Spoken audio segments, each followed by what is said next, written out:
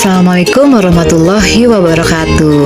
Halo semuanya, kembali lagi di video pembelajaran Bahasa Indonesia bersama dengan Ibu Devi. Baik, pada video pembelajaran kali ini kita akan kembali membahas materi baru, yakni terkait bab puisi.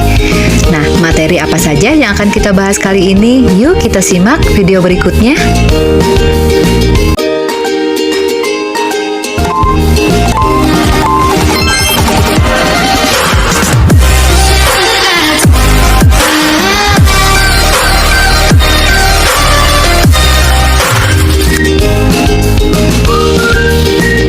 Pada video kali ini kita akan membahas materi terkait puisi, mulai dari pengertian puisi, kemudian unsur-unsur puisi, serta yang terakhir yaitu jenis-jenis puisi.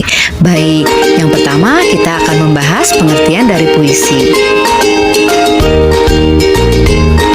Mungkin sebagian besar dari kalian sudah sering ya mendengar atau membaca sebuah puisi. Nah, puisi sendiri biasanya diungkapkan seseorang untuk mengungkapkan suatu hal seperti rasa rindu, gelisah, amarah, atau pengertian lainnya. Sama seperti pengertian yang kalian lihat di sini.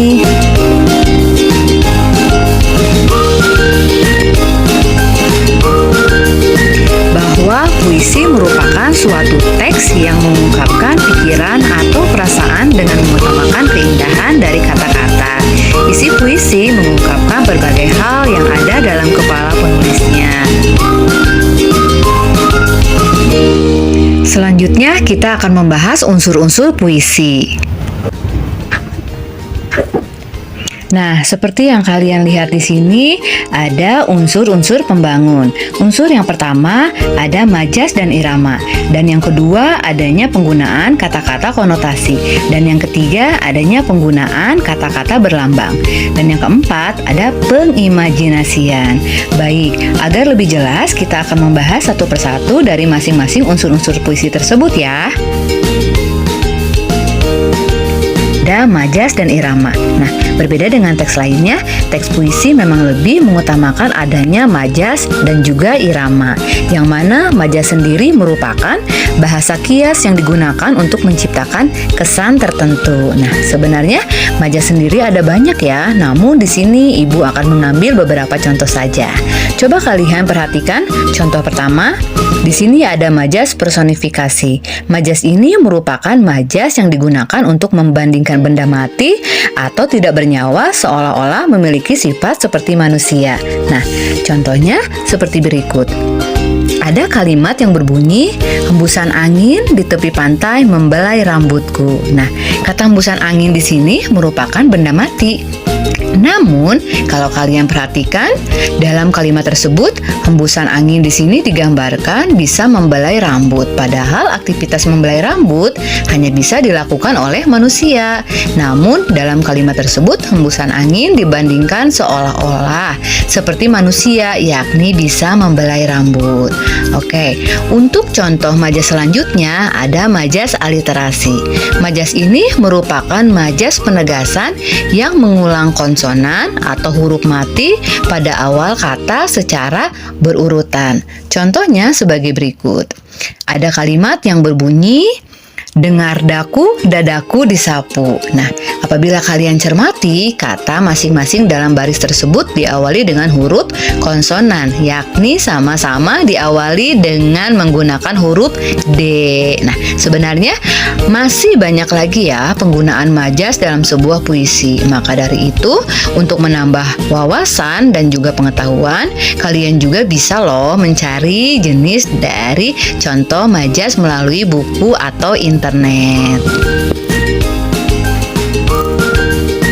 Baik, setelah kita membahas majas, selanjutnya kita akan membahas terkait irama. Irama sendiri merupakan alunan bunyi yang teratur dan berulang-ulang. Nah, penggunaan irama dalam sebuah puisi juga dimaksudkan sebagai perwujudan dari rasa kagum maupun simpati.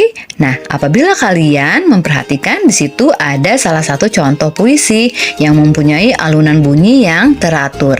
Hal ini ini nampak dari kata-kata pujian yang terlihat pada kalimat dari hujan bulan Juni yang bersifat tabah, bijak, dan juga arif.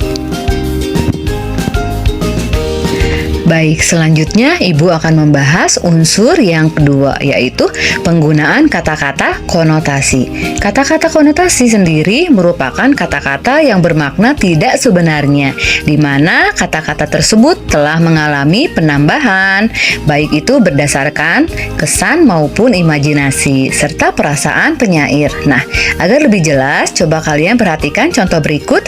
Di sini ada beberapa kata yang Ibu ambil dari puisi yang sebelumnya telah ditampilkan.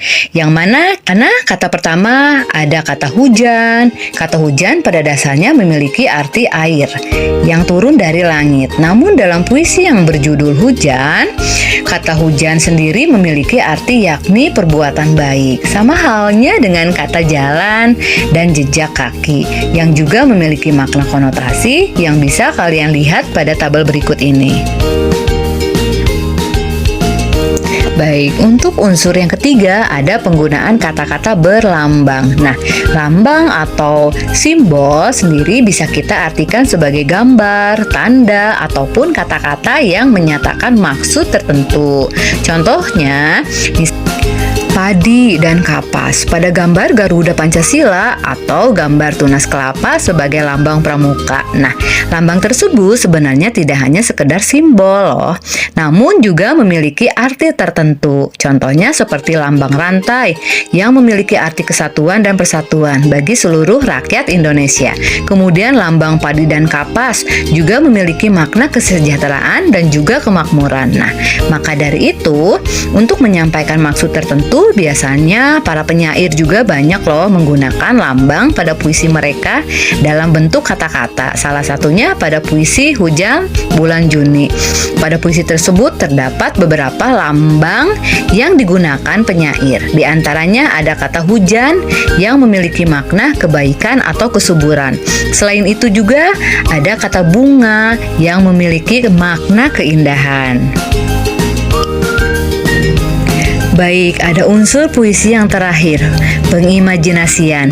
Dalam puisi yang mana pengimajinasian sendiri merupakan kata atau susunan kata yang dapat menimbulkan hayalan atau imajinasi. Nah, dengan adanya daya imajinasi ini, nantinya pembaca seolah-olah ikut mendengar, melihat, maupun merasakan sesuatu yang diungkapkan penyair dalam puisinya. Nah, imajinasi sendiri dalam puisi ada 3. Yang pertama ada imajinasi auditif, ada imajinasi visual, dan yang ketiga imajinasi taktil.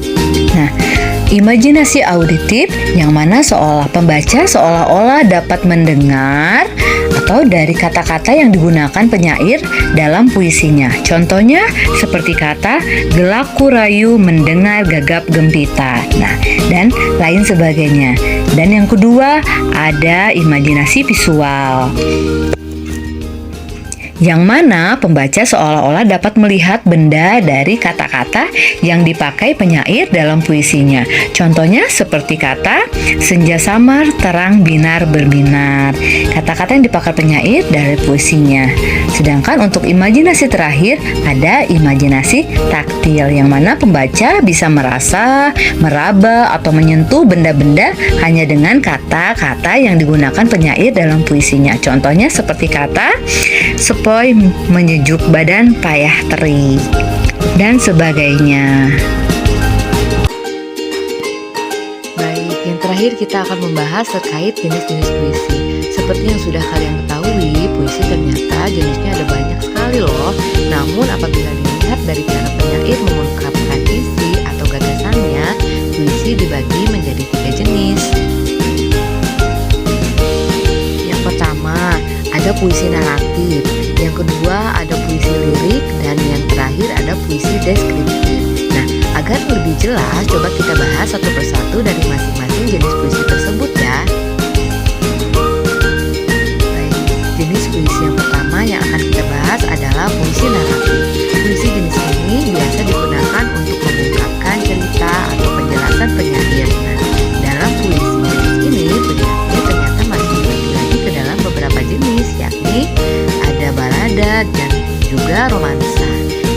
balada sendiri merupakan puisi yang berisi cerita tentang orang-orang perkasa ataupun tokoh pujaan. Nah, contohnya seperti balada orang-orang bercinta karya W.S. Rendra.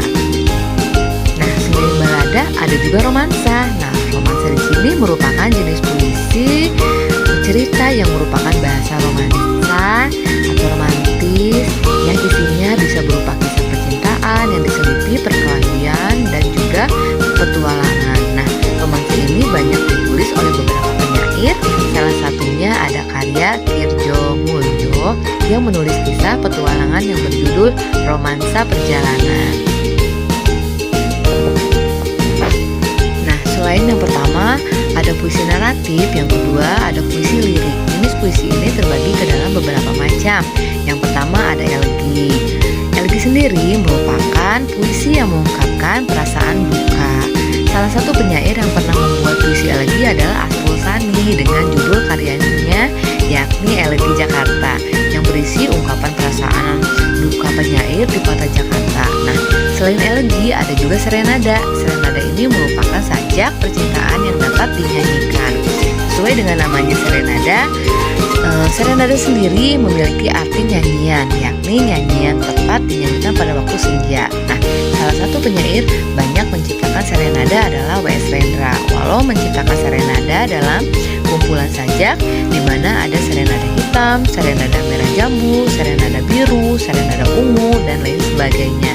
Nah, warna-warna di belakang serenada tersebut merupakan juga melambangkan sifat nyanyian tertentu loh. Misal serenada hitam yang melambangkan cinta yang pedih, atau serenada merah jambu yang melambangkan cinta yang berbahagia, dan sebagainya. Sedangkan untuk jenis puisi lirik yang ketiga ada ode. Ode merupakan puisi yang berisi pujaan terhadap seseorang, suatu hal atau suatu keadaan. Nah, biasanya ode yang banyak ditulis penyair adalah pujaan terhadap tokoh-tokoh yang dikagumi. Nah, berikut ada beberapa contoh ode, diantaranya ode buat proklamator, karya Leon Agusta, Teratai, karya Sanusi Pane, dan ada pula di Ponorogo karya Khairil Anwar. Baik, jenis puisi yang terakhir ada puisi deskriptif. Nah, dalam puisi jenis ini, penyair bertindak sebagai pemberi pesan terhadap suatu keadaan atau peristiwa, benda atau suasana yang dipandang menarik perhatiannya. Nah, ada pula beberapa macam puisi yang termasuk ke dalam puisi jenis deskriptif ini. Di antaranya adalah ode atau satire. Satire sendiri merupakan puisi yang mengungkapkan tidak puasnya penyair terhadap suatu keadaan, namun penyair mengungkapkannya dengan cara menyindir atau menyatakan keadaan sebaliknya. Sedangkan untuk jenis puisi deskriptif yang kedua ada puisi kritik sosial, yakni puisi ini puisi yang menyatakan ketidaksenangan penyair terhadap suatu keadaan atau seseorang, namun ketidaksenjangan tersebut disampaikan dengan cara membeberkan secara langsung perbincangan atau ketidakberesan orang tersebut. Nah, demikian tadi materi yang disampaikan dalam video pembelajaran kali ini. Semoga ilmu yang disampaikan bermanfaat dan sampai jumpa di video-video pembelajaran selanjutnya. Wassalamualaikum.